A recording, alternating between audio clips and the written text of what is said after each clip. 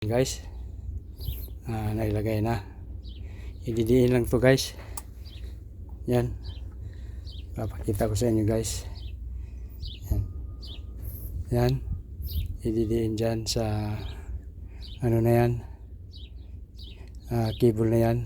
Itong T-type elastic-mold termination. Ayan, isaklob natin guys, tapos ididiin ng pababa para maabot nyo guys yung lugs dito sa taas. Tingnan nyo guys, ayan, lumabas na sa butas. Ayan guys, yan ang paglagay nyan.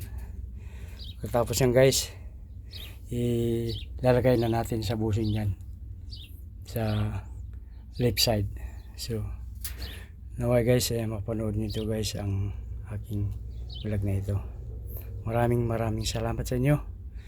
Mabuhay po kayong lahat dyan. Ang oras namin dito is alas 2:30 na hapon guys ngayon. Maraming salamat sa inyo.